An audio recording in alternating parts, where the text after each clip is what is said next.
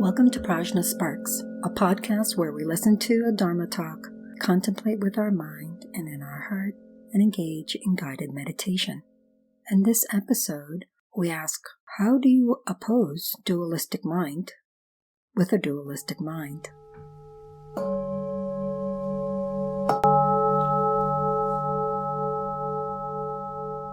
Sentient beings are numberless. I vow to save them. Desires are inexhaustible. I vow to end them. The Dharma is boundless. I vow to master it. The Buddha way is unattainable. I vow to attain it.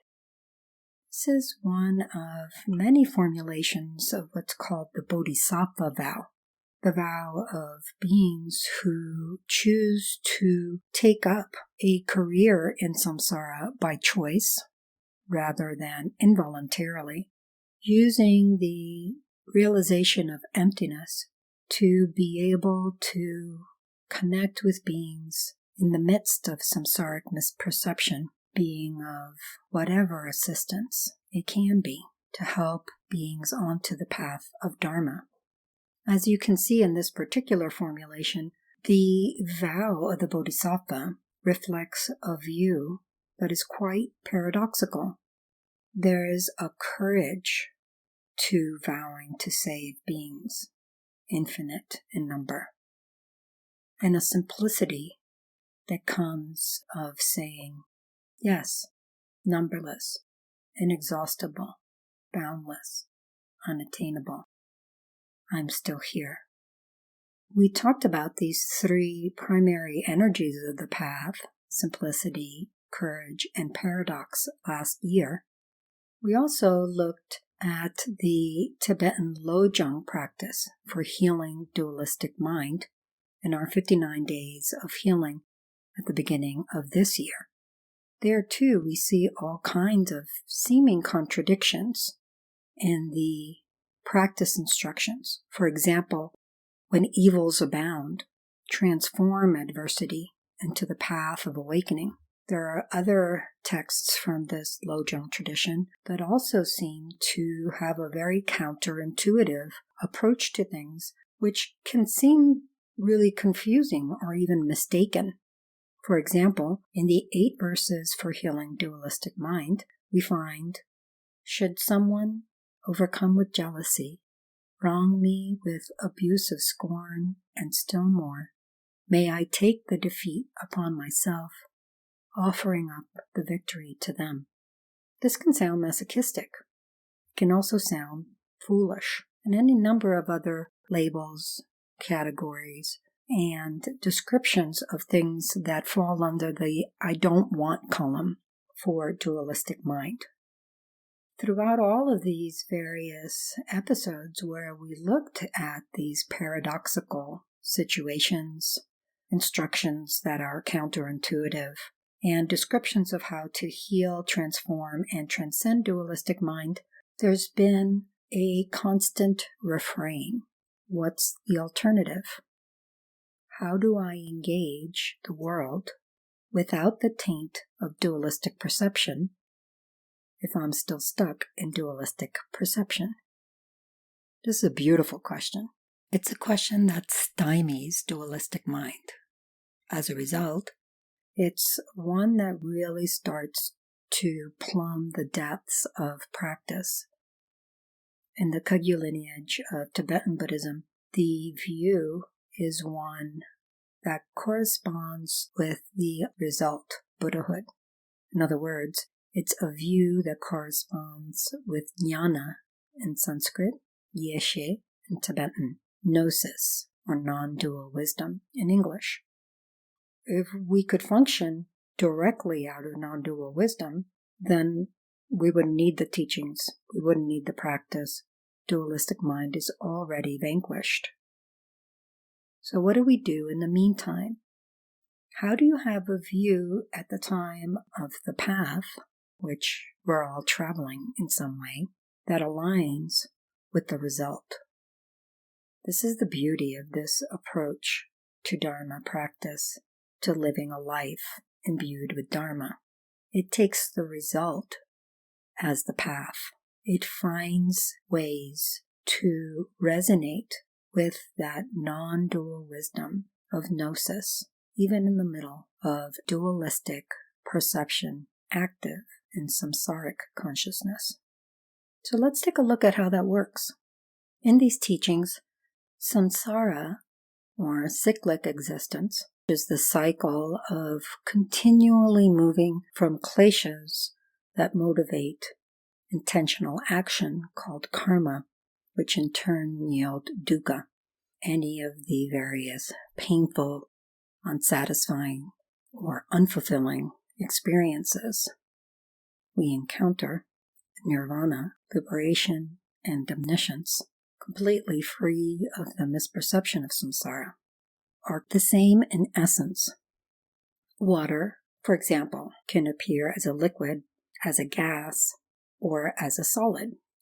But water vapor, liquid water, and ice are in essence H2O, molecule made up of a particular combination of hydrogen and oxygen.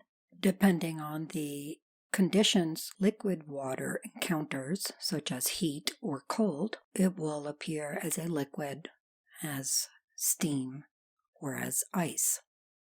Similarly, samsara and nirvana are considered the same in essence from the perspective of these teachings. It is not the case that to attain liberation from samsara on any level, we have to leave samsara as a physical place and go to some other place. We're not even leaving a mental place and going to a different mental place. From the perspective of the Mahamudra tradition of Kagyu lineage of Tibetan Buddhism, samsara and nirvana are experiences that depend on whether we have or have not realized the true nature of mind. That true nature is gnosis, non-dual wisdom. Samsara then can be described as the lack of recognition, the lack of embodying our true nature. How then do we get out of it? It seems like a trap that we can never escape.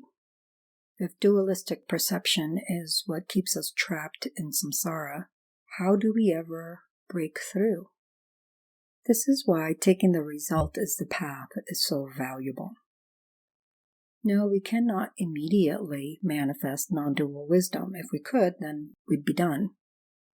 But what we can do is tap into those infinite stores of qualities such as intelligence, discernment, wisdom, kindness, love, curiosity, fearlessness, and more, to engage all of our experiences from a perspective that, while not non-dual per se, is not entangled by dualistic perception. I like to think of this perspective as sacred creativity. In many ways, sacred creativity is the way we walk and expand the path to non-dual wisdom, shining forth without impediment, where dualistic mind tends to be limited, categorizing, oppositional, flat, hierarchical, exclusionary, and the like. Sacred creativity holds the paradox of a mind that is non-dual wisdom by nature, yet operating in the form of dualistic perception, like water by nature operating in the form of a solid when it is ice. What do we know about sacred creativity? It's not as simple as saying the antidote or opposite to dualistic mind means not being dualistic. That in and of itself is dualistic. Anything that is an opposite of something else implies two things. This is the mode of dualistic mind. Sacred creativity invokes an energetic, a kinetics of mind that is inclusive, organic, and holistic in character. Even that word whole shares a root in the word hale, H-A-L-E, which we find again in healthy and holy. This is about a mindset that approaches experience through integrity, through wholeness, through unity. Rather than reject one thing over another, there is the ability to welcome with openness, expansiveness, and even a poetic beauty, paradox, and welcome. When we open to all experience, it can seem a bit chaotic. One of the qualities of dualistic mind is how orderly it is. It puts things into very organized packets of information and then seals them there. Anyone who knows me knows I'm a big fan of organization. I love organizing. There's nothing about sacred creativity that rejects, for example, order or organization. The difference is that it is not limited to that. Sacred creativity is an openness and expansiveness of mind that allows us to be responsive to all of our various circumstances without having to pin anything down, without having to weigh anything down, and without having to choose between this thing and that, both or neither. It is capacious. Can you feel your heart jump with possibility? Sacred creativity allows for this, for that, for both, for neither, to occur responsive to the various causes and conditions in a given situation. It's what allows the mind to become more nimble, less tense, less stiff and rigid, with the constant back and forth of dualistic mind and the actions it engenders. It's not just about thinking things in a dualistic way. The mind controls our speech, our body, and puts it into service of whatever we think. So when we think this is good, that's bad, our body and our speech aligns, chasing after what is good, avoiding what is bad. From the perspective of sacred creativity, there isn't a blindness or a sameness that paints everything with one brush. Rather, there's incredible intricacy of discernment that sees that what we call, quote, good is never categorically positive alone. There are always some downsides. And the same with what we call, quote, bad. Nothing is ever all one thing. Sacred creativity allows us to explore, engage, and be with our life, with our experience, with other individuals, with the environment in a way that is completely responsive, open, and engaged in a space of possibility, in tune with the intricate dance of interdependent causes and conditions that feed each and every moment. Moreover, that suppleness of mind, that creativity of engaging in all experience with wonder, curiosity, interest, allows us to proceed on the path towards non-dual wisdom more and more. In this approach, we can see sacred creativity as the stuff of our practice, the mindset that we bring to our practice on the cushion, as well as our everyday life practice, the way we engage with loved ones, the way we do our work, the way we cook our food or eat it or grow it. Everything we do becomes practice when we are engaged in sacred creativity as a way of being. It allows us to be in the world in a way that is aligned with the true nature of our mind, non-dual wisdom, gnosis. What's more, we're becoming more and more habituated to that, rather than strengthening and calcifying our habit of dualistic perception.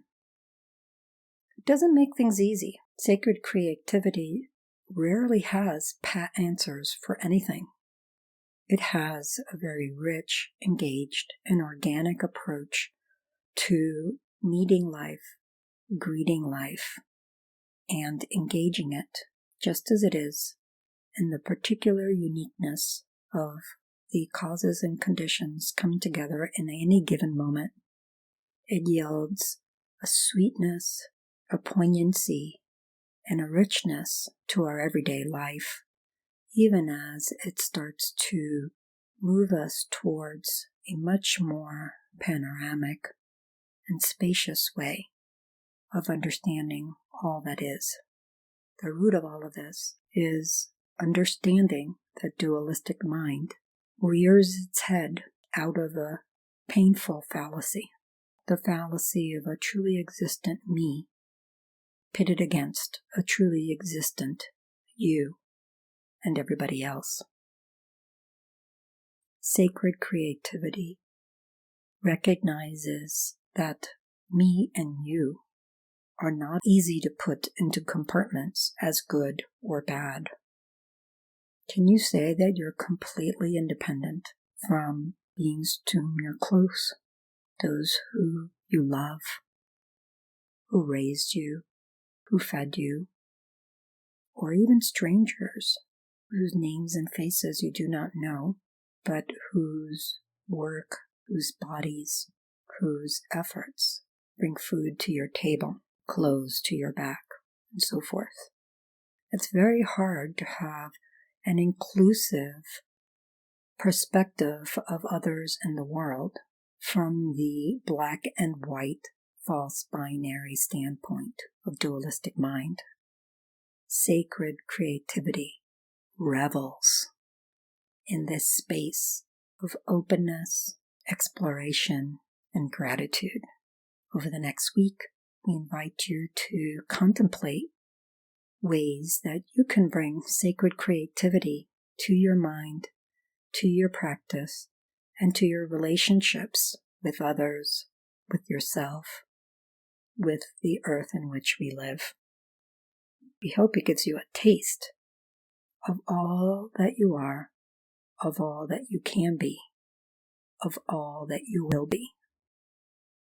To close, I'd like to quote Shantideva, who makes a particular aspiration for beings out of this space of sacred creativity. It may not sound logical. In fact, it sounds impossible.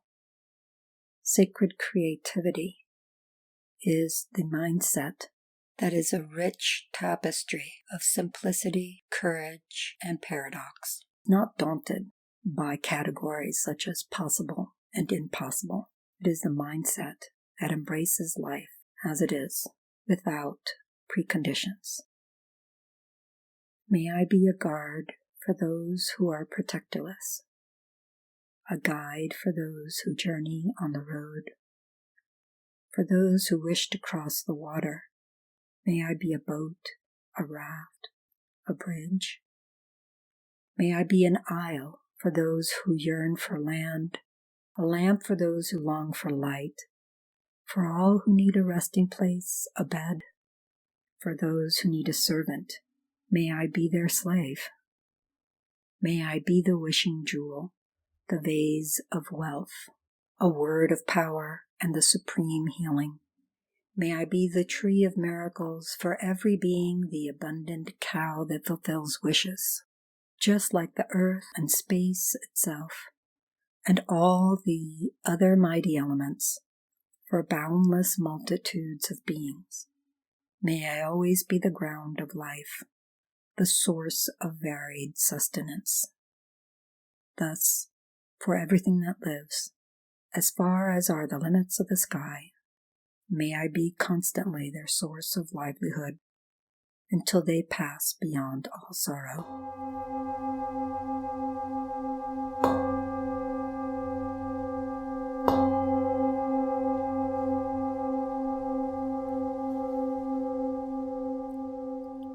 Yeshe, I just love this term, sacred creativity. It's so evocative. It calls to mind so much.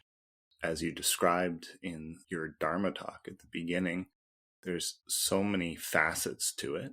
So I'd love to hear just a little bit more as we move into the contemplation aspect of this, what it is that sacred creativity means to you, how it came up for you. Really, it's a way of talking about what is called view in Buddhist teachings and practice. When we look at the Eightfold Path that the Buddha lays out, the very first element of that path is called right view. And it just means the vision for your life, the way you encounter experience and how you embrace it. When we're working from an extremely dualistic standpoint, as we've been talking about over the last several months, our vision is very limited, constricted, and tends to hop from one thing to another without a multidimensional kind of perspective. From the Mahamudra teachings in the Kagyu lineage, as you know, the path reaches its consummate fruition in the state of non-dual wisdom called gnosis, or Yeshe in Tibetan, jnana in Sanskrit. The question is, how do we practice non-dual wisdom? It's not like something you can put on like headphones and then take off when you're done with it. And we're still constricted by the habit of dualistic thinking.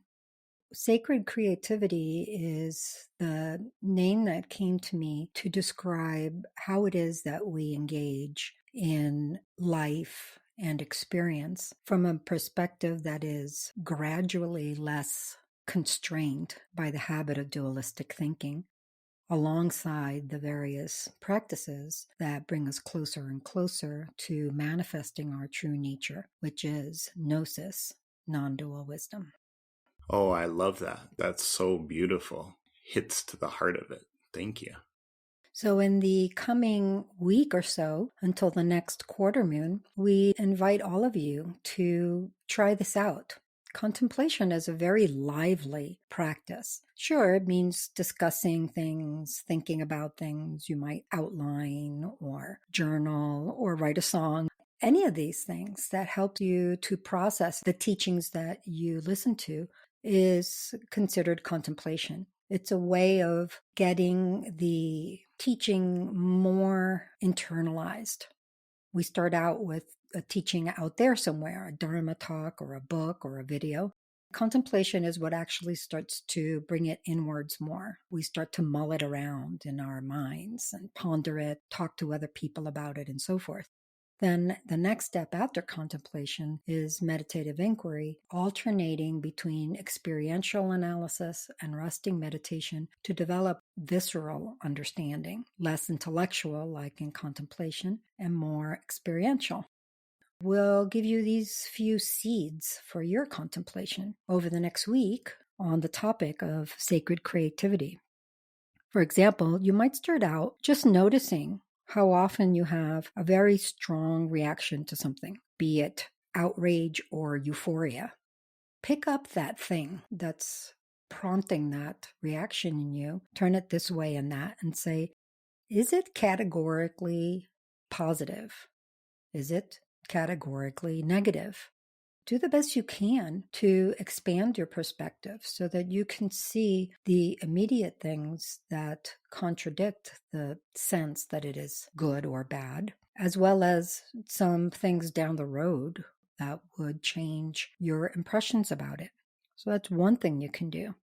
As you do that throughout your days in the coming week, you can also just check in with yourself. It's likely that the same exact thing will prompt the same exact response many times. That's what a habit is. Every time it comes up, let yourself ease around it. It's not about going to the opposite extreme. That's still dualistic. It's about being very panoramic, expansive, and capacious, allowing possibilities that the dualistic mind doesn't see into the equation. Another thing you can do is just check in to see how that feels. Does your mind feel any more at ease? Does it feel more interested, more creative, more engaged with the multiple layers of dimension and experience. Or not. Whatever your experience is, take a look at it, see how it goes, and then join us on the quarter moon as we discuss this topic some more and answer your questions. You can submit questions by email, Instagram, or Facebook. The links are all in the episode notes. This has been Yeshe and Zopa. Be sure to join us again on the quarter moon as we answer your questions on sacred creativity. And stay tuned now for a guided meditation with Lama Zopa. Shivnee is our Tibetan singing bowl artist.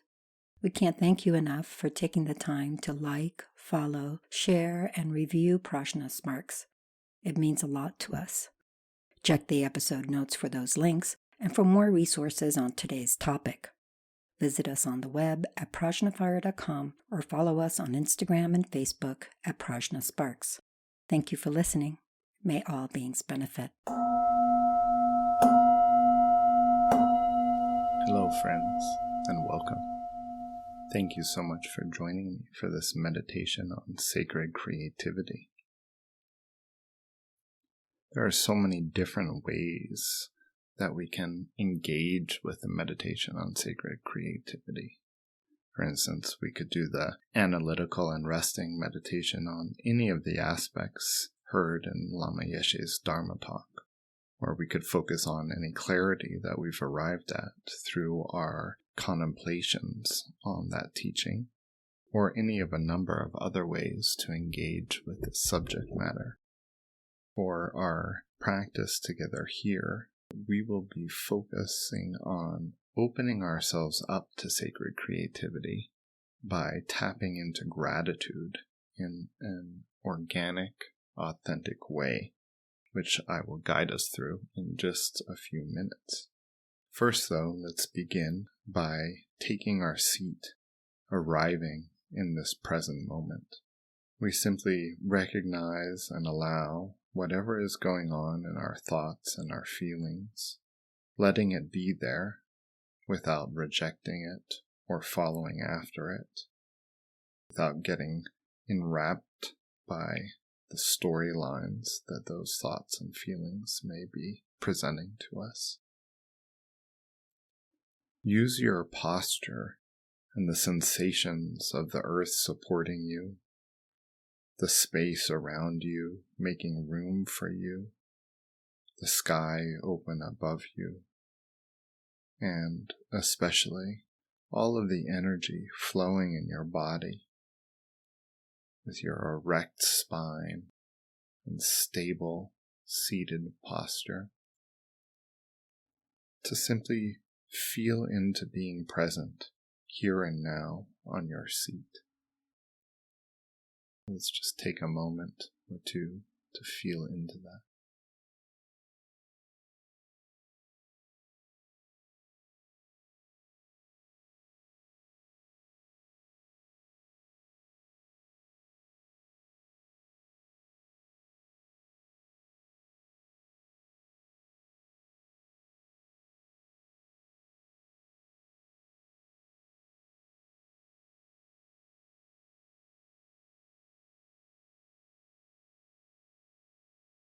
Now let's take a couple of minutes to settle and clarify our attention, using the breath or any focal object you prefer for shamatha, tranquility meditation.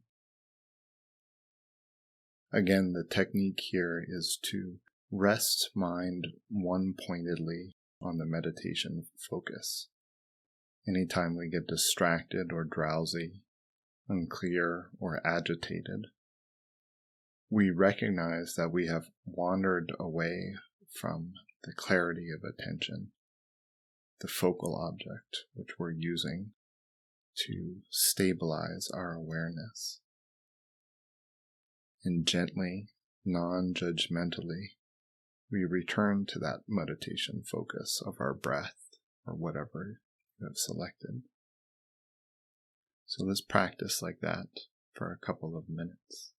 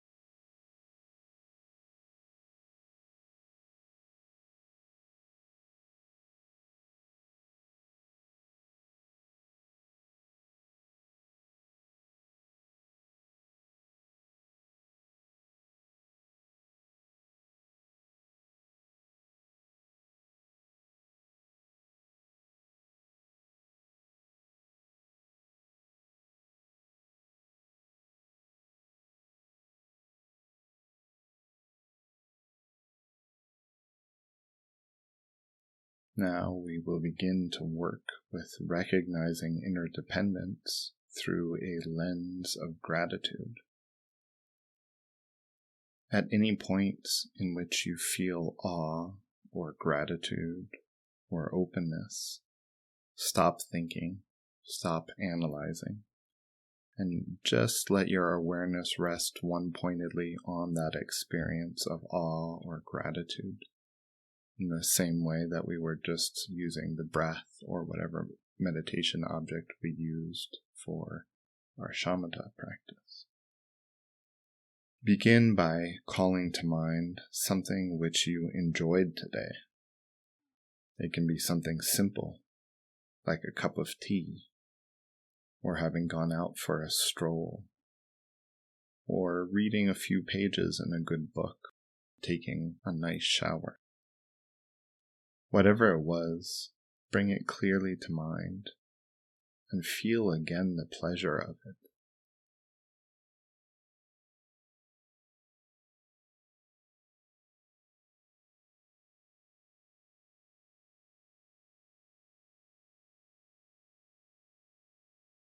Let yourself remain in that felt sense of enjoyment.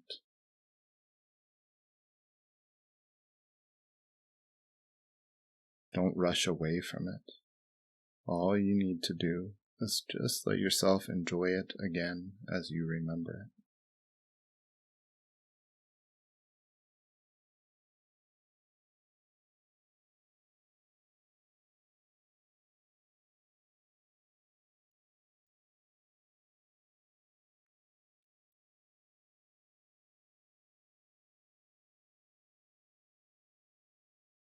Turn your awareness to just how many beings were involved in bringing you this moment of enjoyment. For me, I am remembering my cup of tea this morning that I made for myself. I used a cup made by someone else, tea leaves grown on the other side of the world with much hard work, and all the labor and time it took to get those tea leaves to me. The care and creativity of the tea box designers, the bees and beekeepers and shop owners and clerks that allowed me to sweeten the tea to just how I like it on a cold morning. Not to mention the inventors and engineers and planners and craftspeople involved in the miracle of having clean running water right out of the tap in my home available to make my morning tea. And of course, there's also all of the beings that were killed in the process of harvesting the tea leaves, of them being transported to me, packaged, all of that. So they're also present. Can you feel the connection with these beings? Everyone involved in that experience of pleasure? How amazing. As I look at my tea, there's also just the sense of presence that I feel. There's the earth from which the tea leaves grew. There's the imprint of all of these beings, their continuation in this cup of tea that I'm enjoying. Of course, that's not the only continuation they have. And likewise, we have so much effect, impact, and we're impacted by so much.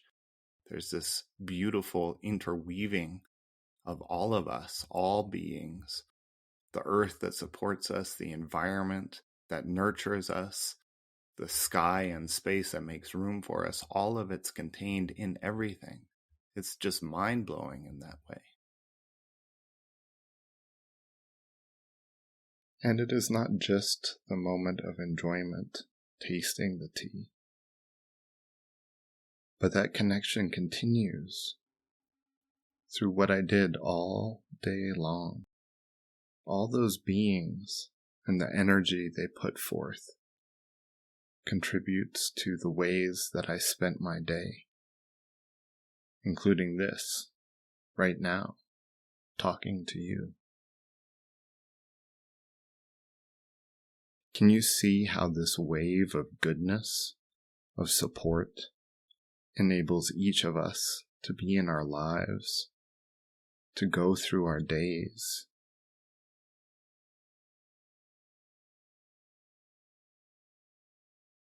to make what we will of all these amazing, unique moments that we call life?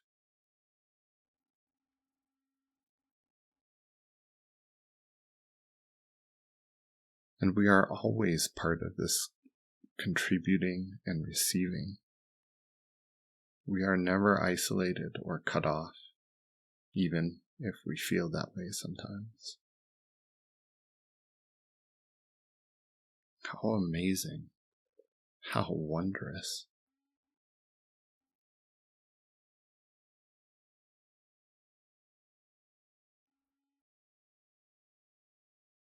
Allow yourself to feel this open, deep breadth of connection to countless beings.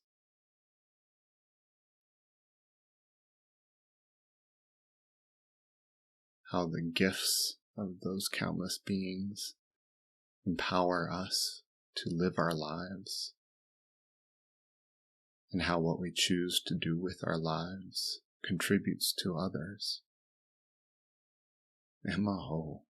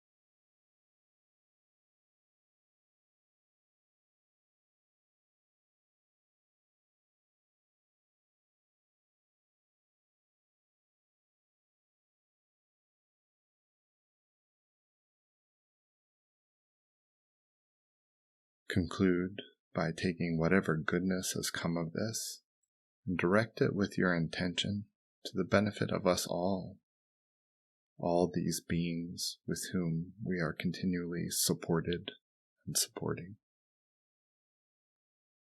Thank you.